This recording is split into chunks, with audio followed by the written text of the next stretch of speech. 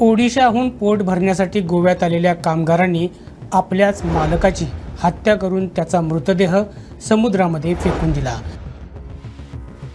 आणि थंड डोक्यानं आपल्या गावी ते परत गेले।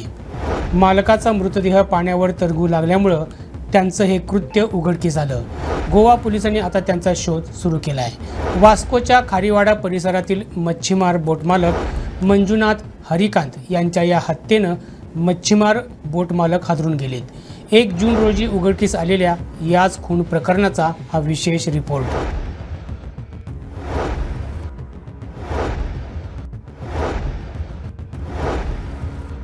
बोटमालक मंजुनाथ हरिकांत हे नेहमीप्रमाणे ओडिशा येथील काही कामगारांना सोबत घेऊन मासेमारीसाठी समुद्रात गेले होते। मात्र या प्रवासादरम्यान समुद्रातच मालक आणि कामगार यांच्यात किरकोळ कारणांवरून वाद झाला।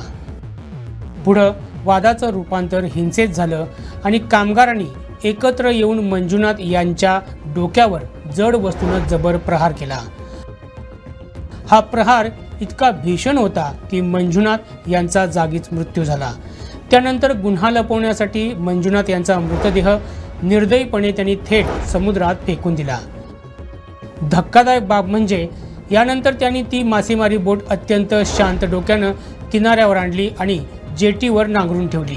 नंतर जणू काही घडलंच नाही अशा आविर्भावात आपल्या बॅगा भरल्या आणि गावी पळ काढला।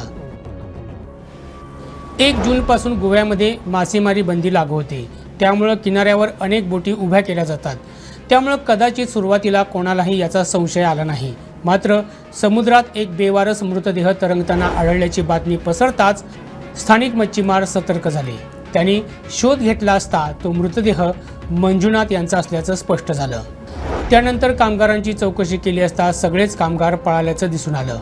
दरम्यान बोटीवर काम करणाऱ्या परप्रांतीय कामगारांची पोलिसांकडे माहिती देणं बंधनकारक करण्यात आले, पण या कामगारांची माहिती पोलिसात देण्यात आली नव्हती। आता स्थानिकांकडून त्यांची माहिती गोळा केली जात असून पोलिसांनी तपासाची चक्र गतिमान केली आहेत। गोव्यासह महाराष्ट्रातील अशाच महत्त्वपूर्ण घडामोडी जाणून घेण्यासाठी आमच्या प्रुडंट मराठी यूट्यूब चॅनलला सबस्क्राईब करा।